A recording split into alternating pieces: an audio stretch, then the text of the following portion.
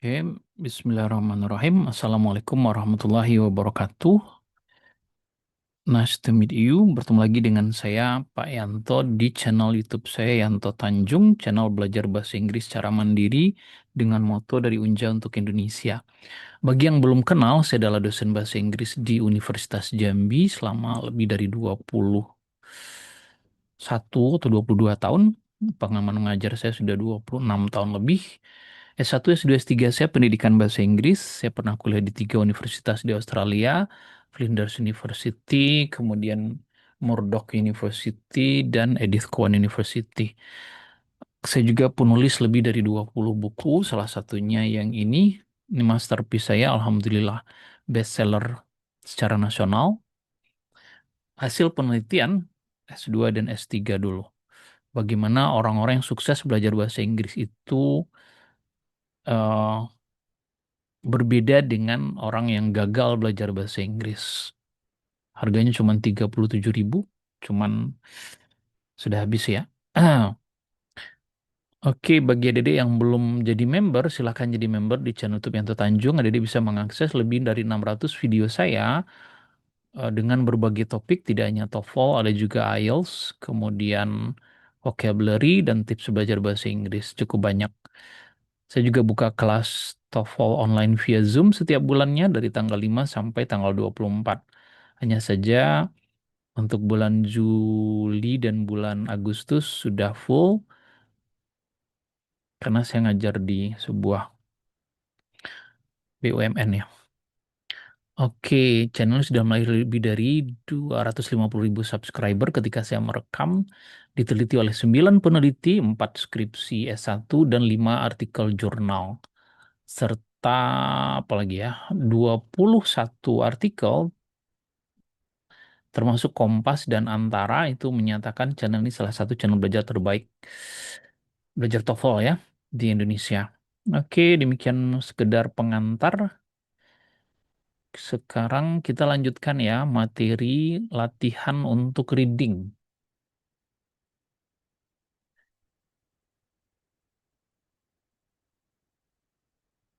Nah, kemarin kita sudah bahas skill 1 sampai 5.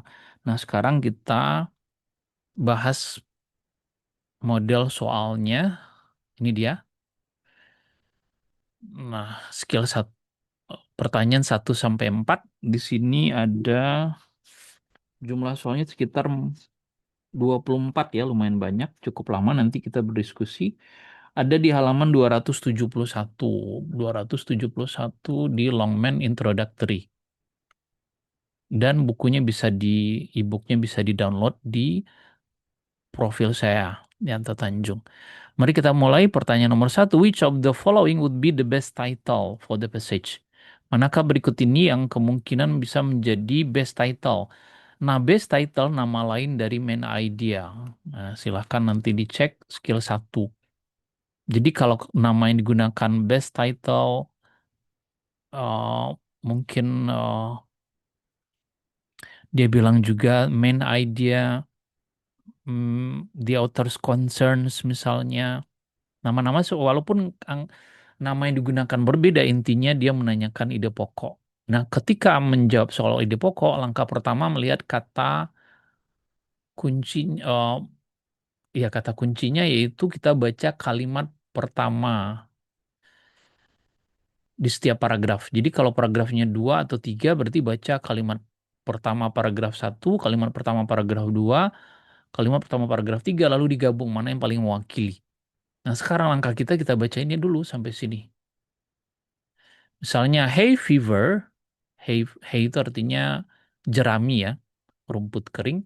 Demam jerami adalah alergi musiman terhadap polen. Polen itu serbuk sari atau ya. Tetapi istilah hay fever, demam jerami itu less than adequate. Kurang tepat ya, gambaran yang kurang tepat karena serangan dari alergi ini tidak menyebabkan demam. Dan karena serangan ini dapat dibawa oleh sumber selain dari jerami. Nah itu.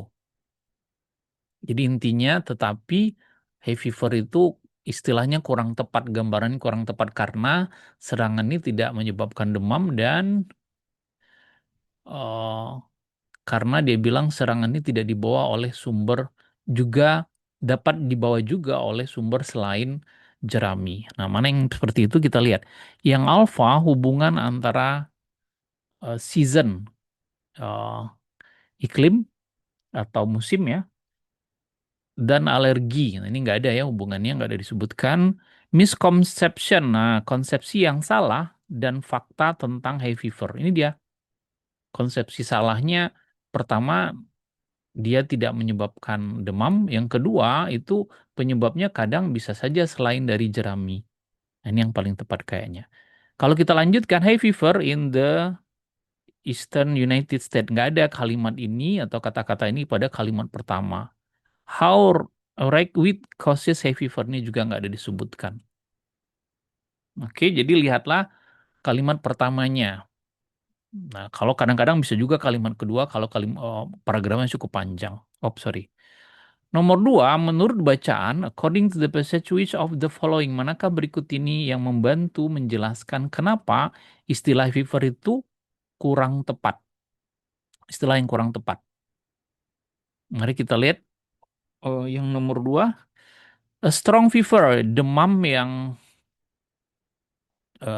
yang luar biasa terjadi sesudah serangan, enggak ya? Kadang tidak menyebabkan demam yang parah.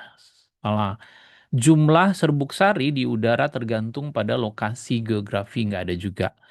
Hay fever seringkali disebabkan oleh rawit pollen. Mari kita lihat hay fever dis ini kayaknya ini yang benar. Terus oh, grass pollen is prevalent. Serbuk sari rumput-rumputan itu umumnya terjadi pada bulan Juni ini juga nggak ada. Jadi yang paling tepat ini. Jadi kenapa namanya tidak cocok dengan high fever? Karena penyebabnya seringkali rockweed pollen ini bukan hay atau jerami. Nah, gitu kira-kira. Oke, number three. Which of the following, manakah berikut ini yang tidak didiskusikan dalam bacaan sebagai faktor dari jumlah pollen yang ada di udara? Jumlah serbuk. Serbuk yang terbang-terbang itu kali yang kecil-kecil itu. Nah, manakah tidak didiskusikan? Mari kita lihat faktor di bagian mana tuh yang ada faktor eh, jumlah of pollen. Jadi cara menjawabnya lihat dulu kata kuncinya. Ini kata kuncinya amount of pollen. Ini dia amount of pollen. Jadi fokusnya ke sini aja, nggak usah lihat yang lain. Nah, jumlah pollen di udara itu tergantung pada geografi, lokasi, place berarti benar. Weather, cuaca, iklim berarti benar. Season, musim, waktu setiap tahun benar juga. Altitude nggak ada, ketinggian nggak ada disebutkan di sini. Yang ditanyakan yang tidak didiskusikan. Oke. Number four, which of the following is not true about hay fever in the Eastern United States? Manakah yang tidak benar? Langkah pertama kita lihat kata kuncinya Eastern. Nah, ini dia Eastern. Nah, setelah tahu baru kita lihat satu persatu. Suffering from hay fever is quality severe year round katanya. Eh, Menyebarnya hay fever ini umumnya sama di sepanjang tahun. Sama parahnya di sepanjang tahun. Mari kita lihat di Eastern section di bagian timur Amerika misalnya terdapat 3 periode di mana serbuk sari itu bervariasi sumbernya dan menyebabkan demam hay atau hay fever tadi, yaitu di springtime bulan musim semi Maret dan April, kemudian ketika polennya eh, ini bulan April itu katanya serbuk sari itu dari pohon itu sudah lazim munculnya. Kemudian pada bulan-bulan di musim panas dan musim-musim panas, terutama Juni dan Juli, ketika serbuk sarinya itu memenuhi udara dan di akhir Agustus ketika serbuk sarinya itu levelnya cukup eh, paling banyak. Nah, mari kita lihat apakah sepanjang tahun enggak di tahun-tahun tertentu saja. Berarti ini yang tidak benar. Tapi kita cek dulu. Polen dari pohon itu menyebabkan hay fever. Polen dari pohon in spring. Mana spring? Ini dia. In spring. Jadi yang polen dari pohon itu, nah karena dia musim semi ya, jadi kan bunga-bunga, pohon-pohon itu kan tumbuhnya luar biasa, sehingga dari pohon-pohon itulah muncul serbuk sari yang menyebabkan demam hay atau demam hay fever. Ini benar. Grass pollen fill the air. Mana tadi grass pollen? Ini dia fill the air. Ini dia grass pollen fill the air. Benar juga. Ragweed pollen is most prevalent. Paling banyak. Jadi ragweed pollen itu paling banyak di akhir musim panas. Ini benar juga. Ini dia. Agustus kan di akhir musim panas. Jadi yang tidak benar ini. Nah, jadi katanya demam hay itu, demam hay fever itu terjadi di sepanjang tahun sama parahnya. Enggak. Di tahun-tahun tertentu lebih parah. Number five ada di halaman 272. Nah, ini apa namanya topiknya berbeda lagi ya. Ide pokok dari paragraf ini adalah yang berarti kita baca dari sini ke sini. Lincoln now famous Gettysburg Address was not. Jadi ini nama dari pidato Lincoln. Lincoln itu nama lengkapnya Abraham Lincoln. Dia salah satu presiden terkenal di Amerika Serikat. Nah, Lincoln, jadi pidato yang paling terkenal oleh Lincoln sekarang itu was not dulunya katanya tidak dikenal sebagai masterpiece seperti sekarang ini. Nah, jadi dulunya tidak terkenal. Mari kita lihat. Getty Address, ini judul atau istilah untuk pidatonya Lincoln yang paling terkenal, has always been regarded as master. Selalu dianggap sebagai masterpiece. Enggak. Sekarang aja yang dianggap masterpiece, dulunya enggak. Berarti ini salah.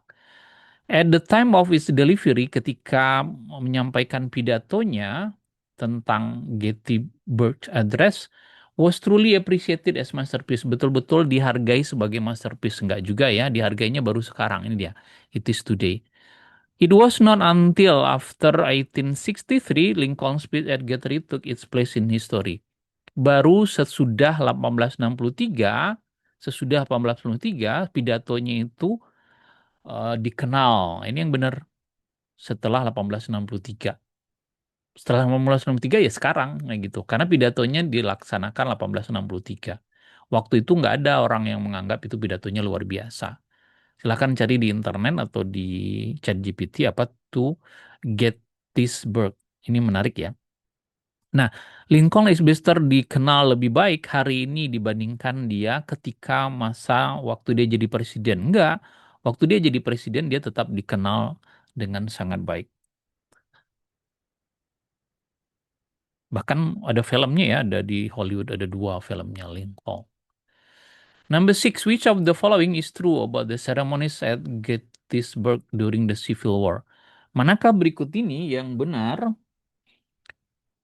mengenai seremoni upacara di Gettysburg, di mana di saat itu Lincoln itu berpidato selama perang sivil, perang saudara.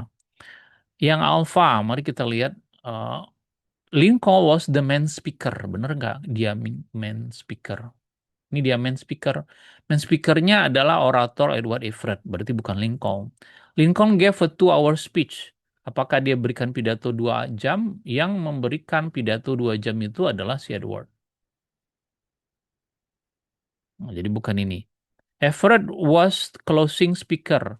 Everett adalah pembicara penutup di kegiatan itu. Enggak, karena diikuti oleh Lincoln. Berarti Lincoln yang terakhir ini salah lagi. Kemudian average speech was longer than Lincoln. Average speech tadi berapa lama? 2 jam. Lincoln itu cuman pendek saja. Nah gitu. Jadi jawabannya yang delta yang benar. Kemudian number 7. According to the passage, menurut bacaan, ketika Lincoln berbicara, berarti kata kuncinya ini. Di upacara Gettysburg, mari kita lihat. Ketika dia berbicara, ini dia Lincoln began his small portion of program with word that today immediately recognized by most American. Nah ini kita lihat, his word were immediately recognized by most American. Nah pidatonya langsung segera dikenal oleh sebagian besar orang Amerika. Enggak ya, karena pidatonya terkenal sesudah bertahun-tahun kemudian. He spoke for only short period of time. Dia, time harusnya ya, dia hanya ngomong singkat. Ini ya, short remark. Nah gitu.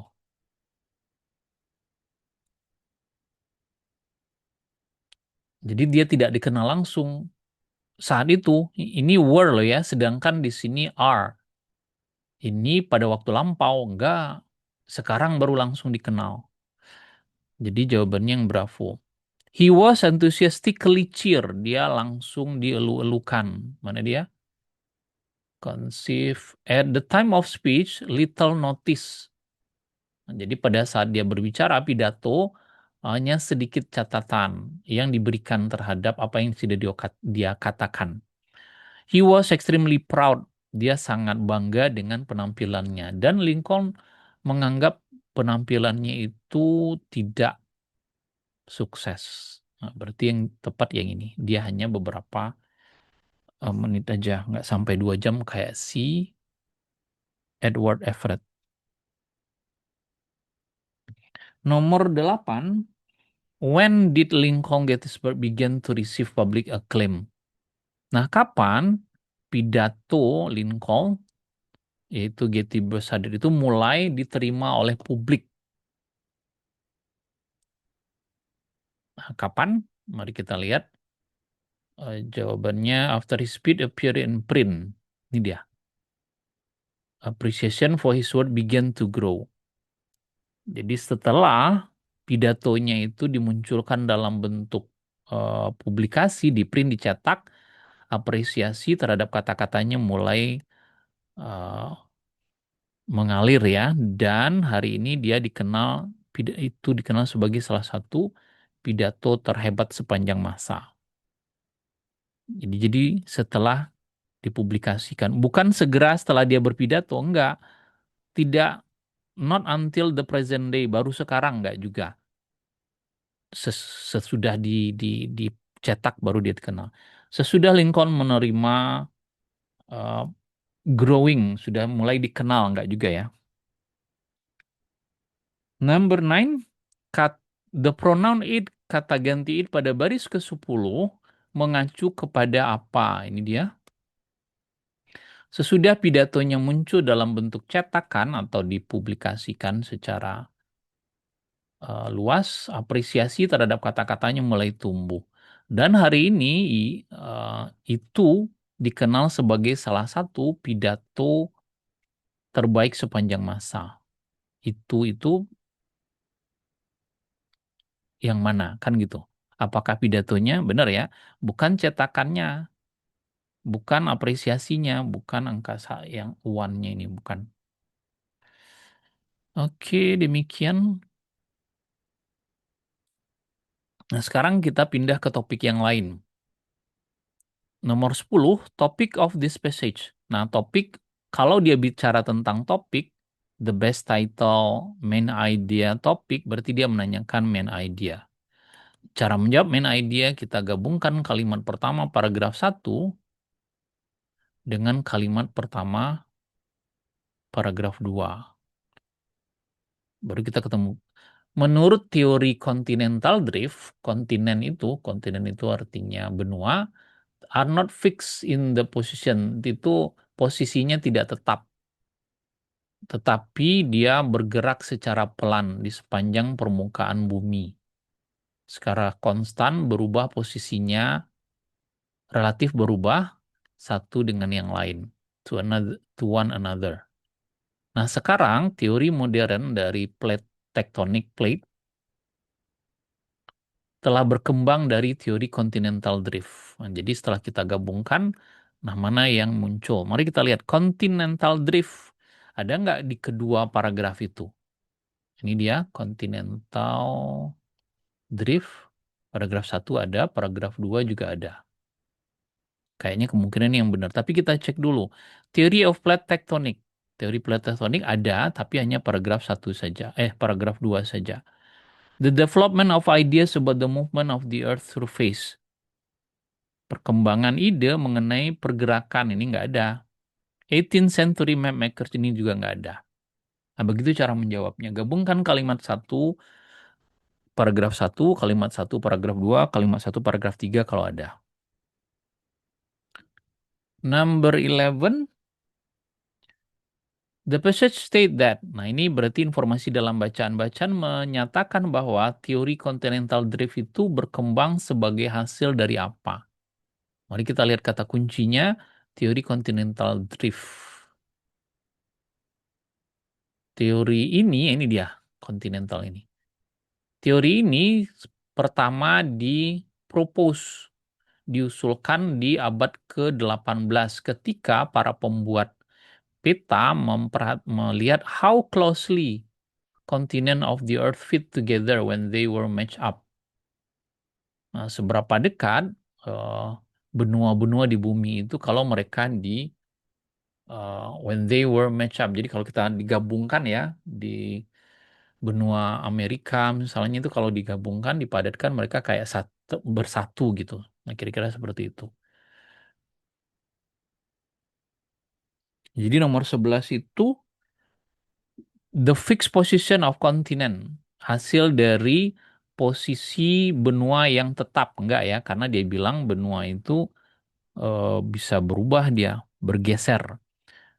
Merupakan hasil dari karya map makers, para pembuat.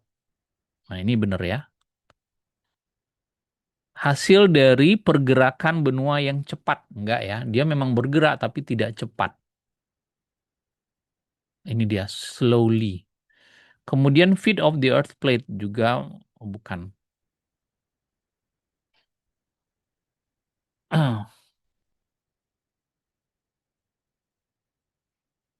Bukan ke apa namanya, dicocokkannya lapisan bumi.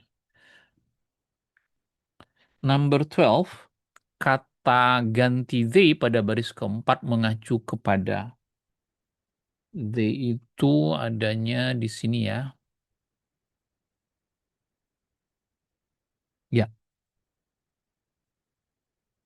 Ya, karena baris dari buku di PDF-nya dengan baris yang ada pada slide ini berbeda. Nah, jadi yang dimaksud kata they di sini itu mengacu kepada apa? This theory eh nomor berapa tadi?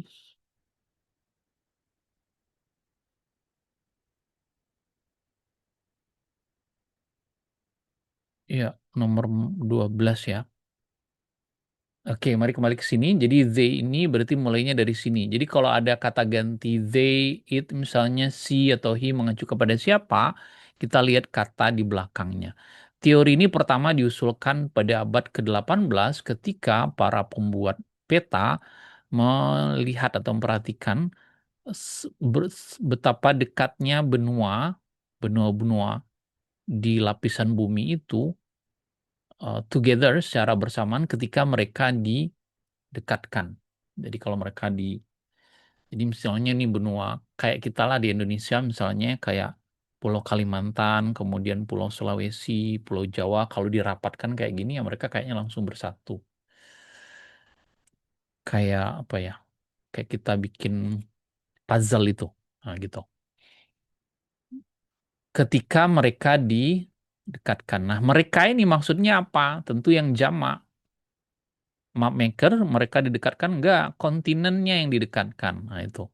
Ketika kontinen itu didekatkan. bukan piecesnya, bukan tectonic plates-nya. Number 13.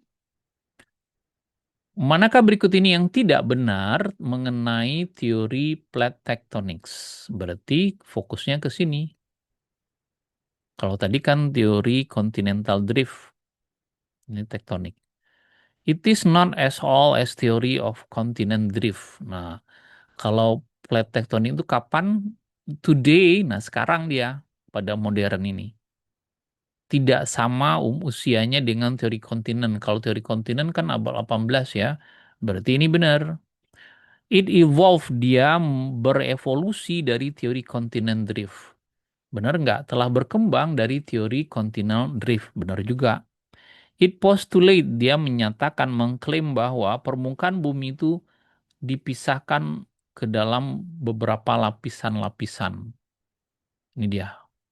Permukaan bumi itu dibagi ke dalam 6 eh, lapisan yang besar dan banyak lapisan yang kecil. Berarti benar. Dia diusulkan oleh pembuat peta. Enggak ya, pembuat peta itu yang mengusulkan teori continental drift. 14. Menurut bacaan, apa constitute a tectonic plates? Nah, apa yang mendasari dari sebuah tectonic plate? Nah, mari kita lihat kata kuncinya. Ini dia. Tectonic plates itu terdiri dari ocean floor and continents. Lantai dari samudra dan benua. Yang quite probably began break up. Yang mungkin sudah rusak, sudah mulai rusak dan bergerak satu dengan yang lain lebih dari 200 juta tahun yang lalu. Terdiri dari apa? Bukan lava, hanya benua saja, enggak. eh Surface, berarti jawabannya yang inner core of the earth juga enggak ya. Kalau itu eh enggak. Ini ya, surface of the land and the floor of ocean. Jadi permukaan tanah ini dari benua, kemudian dasar dari lautan. Ini dia. Oke, terakhir number 15. Manakah berikut ini yang paling tepat menggambarkan susunan dari bacaan? Yang pertama, yang alfa, dua teori yang tidak berhubungan. Berhubungan loh ya, ini mengembangkan dari teori sebelumnya. Salah. Dua opini yang kontras. Enggak, dia melanjutkan. Salah juga. Teori yang diikuti oleh contoh. Enggak juga. Satu hipotesis yang dikembangkan dari yang lain. Nah, ini yang paling tepat. Karena mengembangkan teori dari kontinen. Jadi ada dua teori, teori plate tektonik sama teori continental drift. Oke, masih ada 1, 2, 8, 6, 6, 9 soal lagi. Number 16. Topik dari bacaan ini adalah, berarti kita gabungkan ini dengan ini.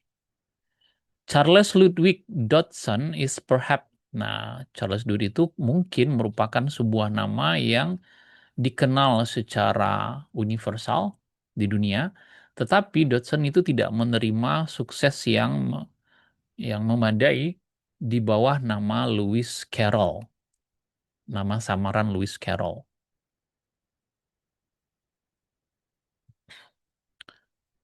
Jadi nama asli dari si Lewis Carroll ini adalah Ludwig. He created, dia menciptakan nama samaran dari bahasa Latin Carolus Ludovicus of his real given name, yaitu nama aslinya Lewis Carroll. Nah, di bawah nama Lewis Carroll, Dodson ini nama samarannya, mempublikasikan, nama aslinya, sorry, mempublikasikan buku anak-anak seperti Alice Adventure in Wonderland. Ini bukunya sudah lama sekali, tapi sudah baru dibikin film oleh Hollywood ya. Dan sequelnya Through the Looking Glass ini juga pernah dibikinkan filmnya oleh Hollywood. Nah, walaupun Dodson mencapai sukses di dalam sastra anak-anak, dia bukanlah sebuah pengarang buku anak-anak. Eh, jadi bukan pengarang by training or profession. Jadi bukan profesinya sebagai penulis buku atau dia di training untuk atau pendidikannya berlatar belakang penulis buku bukan. Nah, pendidikannya ya atau yang dipilihnya itu adalah jauh sekali dari literatur anak-anak. Bahkan dia justru fokus kepada matematika, teori matematika. Nah, oke, jadi topiknya ini. Kemudian yang ini, Dodson tamat dengan mengagumkan dari Universitas Christ Church Oxford 1854 dan kemudian dia berkarir di dunia akademi. Jadi kalau kita baca, cukup baca, nggak usah semuanya sampai selesai. Baca kalimat pertama, paragraf satu, kalimat pertama, paragraf 2. Waktu saat ujian, tapi kalau mau baca-bacanya silahkan aja. Nah, topiknya yang ditanyakan, berarti kita gabungkan. Charles Ludwig Dodson mungkin bukan sebuah nama yang dikenal, tetapi Dodson itu membuat sukses yang luar biasa di bawah nama samaran Lewis Carroll. Mari kita lihat. Kalau yang alpha, karya Lewis Carroll. Enggak ya, karena karya Lewis Carroll hanya dibicarakan paragraf satu. Charles Dodson and Euclid. Charles Dodson and Euclid. Enggak ya, topiknya bukan Euclid. Euclid itu nama seorang ahli matematika dari Yunani. Kemudian kisah Alice Wonderland enggak juga. Dodson and Carroll, Mathematics and Children's Stories. Ini Dodson ada pada paragraf satu, kemudian Carroll itu di paragraf 2. Jadi Dodson Carroll ini kan eh, Carroll itu di paragraf satu ya, ini dia Carroll nama samarannya, sedangkan Dodson itu nama aslinya. Jadi ini paragraf satu tentang Carroll, paragraf 2 tentang Dodson. Ini yang paling tepat. Paragraf 1 Children Stories, paragraf 2 tentang karya bukunya yang terkait dengan matematika. Karena ternyata dia ahli matematika. Menurut bacaan Dodson bla bla bla. Oh ya, halaman 274 ya. Mari kita lihat kalau ada soal kayak gini kita cek Dodson, ini dia. Dia menciptakan nama bukan ini ya tadi ya. Tidak menggunakan nama aslinya dalam cerita anak-anak. Ini benar ya. Menggunakan nama yang sama untuk semua publikasi, karya publikasinya. Enggak ya. Menggunakan nama Carol untuk karya matematikanya. Enggak ya. Karya Carol ini digunakan untuk nama buku anak-anak. Lewis Carroll. Menggunakan nama samaran untuk eh, karya mengenai courtroom trial. Hmm, enggak juga ya. Jadi yang paling tepat ini. Silahkan dicek lagi ada di sini. Number 18. Manakah berikut ini yang benar menurut bacaan? Louis adalah nama Latin. Bukan, nama Latin itu Ludovicus. Ludwig adalah bagian dari nama samaran Dodson. Nama samaran. Bukan ya, ini nama aslinya. Nama aslinya Charles Ludwig Dodson. Salah lagi. Carolus adalah nama Latin dari Charles. careless. Itu dia. Benar ya? Dia menciptakan samaran dari membuat istilah Latin Carolus Ludovicus. Jadi Charles ini berubah jadi Carolus, Ludovicus ini diambil dari Ludwig itu. Jadi Carolus benar. Ludovicus adalah bagian dari nama asli Dodson. Enggak ya, nama aslinya Ludwig. Kemudian number 19, tidak dinyatakan dalam bacaan bahwa Dodson.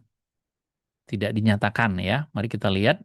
Dia kuliah di Christ Church Oxford. Ini dia. Dia tamat. Benar. Dia mempelajari literatur anak-anak. Nah, ini dia. Enggak ya. Dia bukan pengarang buku anak-anak yang mempelajari atau di training untuk menjadi buku anak-anak atau bukan profesinya. Nah, ini yang tidak benar. Dia adalah seorang mahasiswa yang luar biasa. Ya, dia tamat dengan gelar honor. Honor itu semacam terhormat ya. Mungkin kayak kita cum laude. Dia adalah pengarang yang mempublikasikan karya-karya akademik. Dia juga mempublikasikan karya-karya akademik ya. Menulis buku matematika. Ini dia. Jadi Bravo yang tidak benar. Number 20. What is stated? Apa yang dinyatakan dalam bacaan mengenai karya Formulae of Plane Trigonometry. Jadi langkah pertama kita cari kata kuncinya. Ini dia. Berarti dari sini Formulae Plan Trigonometry 1861, which was notable for the creativity of the symbol that he used to express trigonometric function such as sine and cosine. Mari kita lihat yang nomor berapa tadi? Nomor 20. It portrayed mathematics in creative way. Dia menggambarkan matematika dalam cara yang kreatif. Benar nggak? Which was notable for creativity of the symbol yang dia gunakan. Kayaknya benar nih. Ditulis oleh Euclid. Enggak, ini ditulis oleh si Dodson ini. Publikasikan 1860. Publikasinya 1861. Salah. Salah satu dari teks yang Dodson pelajari di Oxford. Enggak, dia justru menulis karya ini. Salah. 21. Semua pernyataan ini dinyatakan dalam bacaan tentang about work the work Euclid and his modern rivals, except. Nah, berarti kita cari work Euclid and his modern. Ini dia.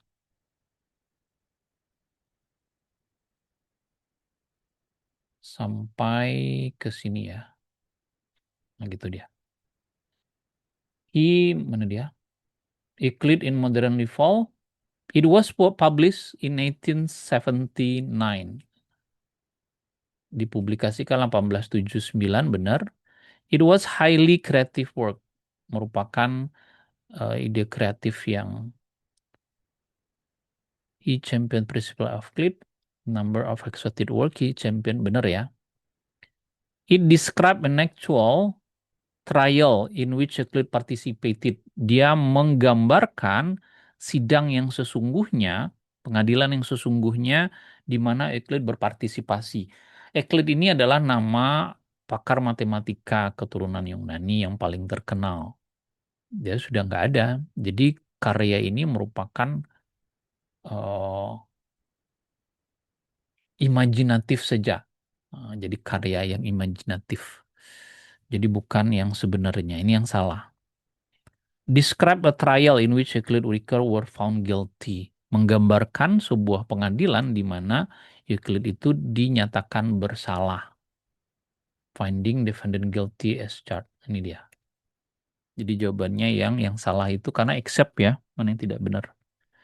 22. The Passage bacaan menggambarkan manakah karyanya mengenai which of the following words was about Euclid. Yang tentang Euclid itu yang mana? Syllabus of Algebraical Geometry ini enggak ya. Kemudian Formulae of Plane Trigonometry tadi sudah kita baca, nggak ada kaitannya. Kemudian A Guide for Mathematical Student, nggak juga. Nah, dalam beberapa karyanya dia eh, champion the principle, dia mengagungkan karya dari Euclid, yaitu Euclid and His Modern Rival.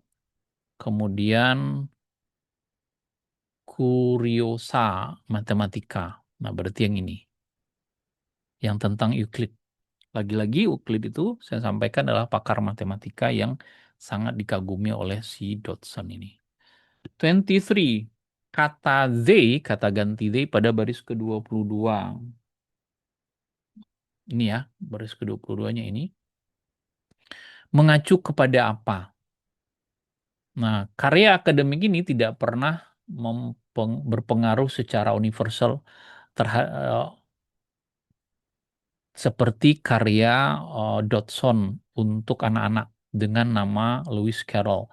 Tetapi mereka menunjukkan solid body of well regarded academic material, menunjukkan karya akademik yang cukup dihargai. Jadi walaupun karyanya ini akademik ini tidak sepopuler karya buku anak-anaknya, tapi cukup dihargai. Nah, kata they ini mengacu kepada apa? Iya ya, they itu di sini. Parallel lines enggak ya? This academic word-nya ya. Tetapi mereka mendemonstrasikan, memperlihatkan. Ini dia. Walaupun karya akademik ini tidak pernah im- im- impact-nya atau dampaknya sebagus karya akademiknya, tetapi karya akademik itu tetap dihargai. Bukan Dodson Work Children, bukan Children. Oke. Terakhir, what is stated in passage about Dodson Academic Award? Apa yang dinyatakan dalam bacaan tentang Dodson Academic Award? Semuanya tentang Euclid, enggak ya? Ada tentang ini, trigonometri dan seterusnya. Mereka memiliki impact terhadap, had an impact on his work, terhadap karya anak-anaknya, enggak ada, tadi sudah dibilang di sini. Mana dia? Never had universal impact. Kemudian dipublikasikan di atas nama Lewis Carroll. Enggak, Lewis Carroll itu khusus untuk nama samaran dia ketika dia menulis buku tentang anak-anak yang dua terkenal, Alice Adventure in Wonderland dan Through the Looking Glass. Nah, semua karya akademik ini diterima dengan baik. Ini dia tadi, well regarded academic material.